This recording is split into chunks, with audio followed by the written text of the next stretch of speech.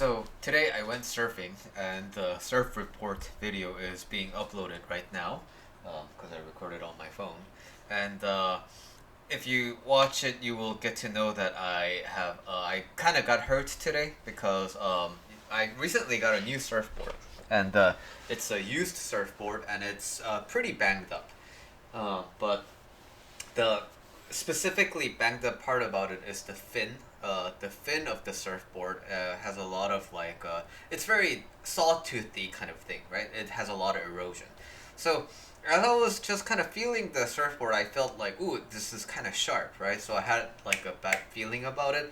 But today, the waves were very, it collapsed super quickly, and it surged up really quickly and then collapsed super quickly. So it was kind of unsafe to surf today, and throughout the process, the fin just gnashed my leg, and so it tore my wetsuit, and I felt like there was a little bit of bleeding in my leg, but I was worried like, whoa, did it like just chip through my leg, and it wasn't that bad, but got a little gnash basically because of the fin, and so I posted this on my Instagram, and I was like, whoa, I was like, hey, the fins ripped through my wetsuit, and I just blasted through.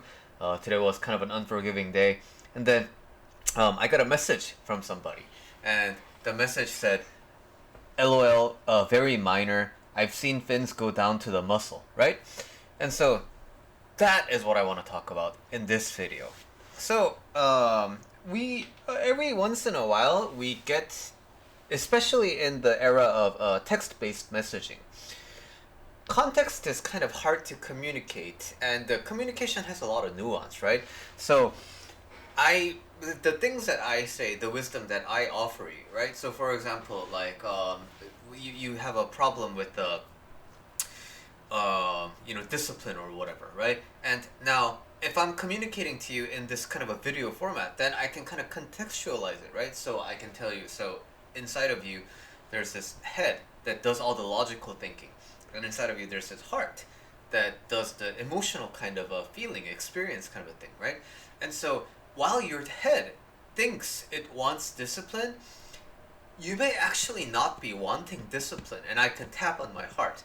But when you just look at the text, right, it says, you don't want discipline.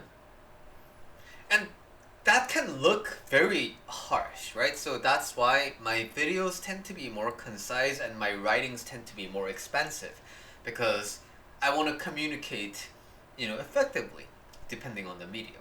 So, from the perspective of the person who sent me this message, they're a very like good surfer, and they been a surf instructor for a long time. So, from their perspective, right? It's of course like they've probably seen worse, right? But from my experience, here I am. I shared this, photo of myself hurt, and I'm saying, "Wow, today was very unforgiving," and then to kind of have this like response, like, "Oh, very minor," right? The gut reaction to that can be like, "What the fuck is this guy on about?" Right? So while this is an extreme example, it kind of sounds like, guys, they found they found the kind of a tumor inside of me, and the doctor says I have to get it checked out, and then it's on like my thyroid, and then it's like your oncology friend messaging you, LOL, very minor. I've seen tumors in like that block intestines and metastasize throughout the whole body. So yes. From your experience, it is true. And from your experience, it is minor. But to me, who doesn't live in your world, we aren't necessarily gonna have that same kind of a perspective, right? But then the thing is, just as much as I have the right to my perspective, so do they, right? But I can't really. Sorry, dog's about to bark. So I was saying, I'm not a fortune teller, and I can't read people's minds. So I can sit down and try to think about what this person's intention was, right? And what if they did want to pick a fight? What if they did want to say that I'm a wuss? And so what if they did want me to feel better about myself because it could have gotten a lot worse. Like, what am I gonna do with that information? If it's if the context of why they sent the message like that, if it's not to my liking, am I gonna pick a fight? Am I just gonna never talk to this person again? Those are all things, I think, keep, that keep us in this loop of overthinking. Right? What if they meant this? But why would they say it like that? What if they said it like this? But why? Okay, but nobody has an obligation to communicate to me in the way I understand things, right? So when I get to see that, now I take matters into my own hands. And I choose to interpret this the way I want to. So, regardless of what their intention is, how can I take this in a way that benefits me? And when I decide that, oh, this person is probably, telling me, like, this person is obviously more experienced than me. So they're, number one, telling me to be careful. Number two, telling me this isn't that bad in terms of like surfing injury, so I shouldn't be discouraged. Number three, always keep safety in mind, and don't you manage your fins properly, and blah blah blah.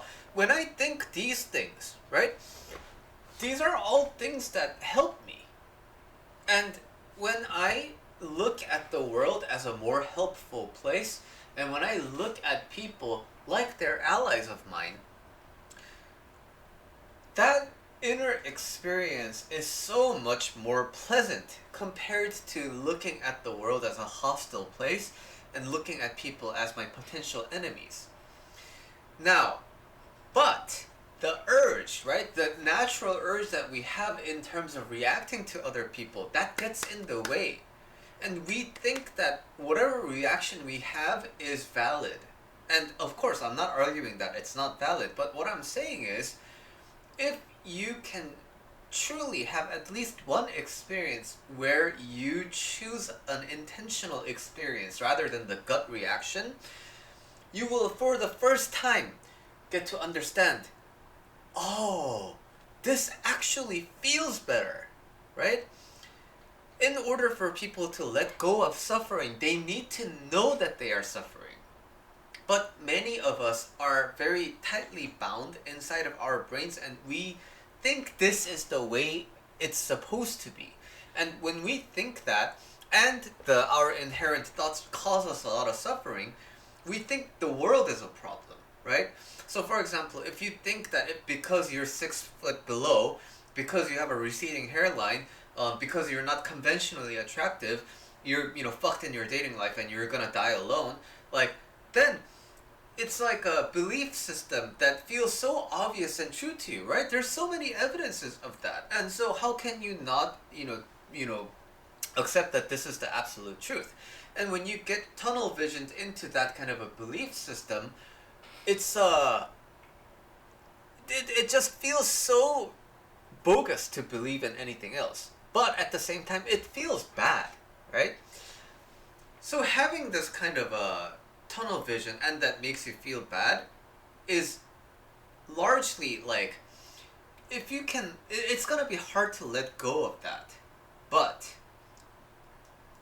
I think the subtler, the more dangerous situations are when you have inherent thoughts and they don't cause immediate suffering to you. You don't feel bad because of your inner beliefs, but the inner beliefs are working quietly to remove chances and remove opportunities from your life, because your mind doesn't want to look at certain areas of life.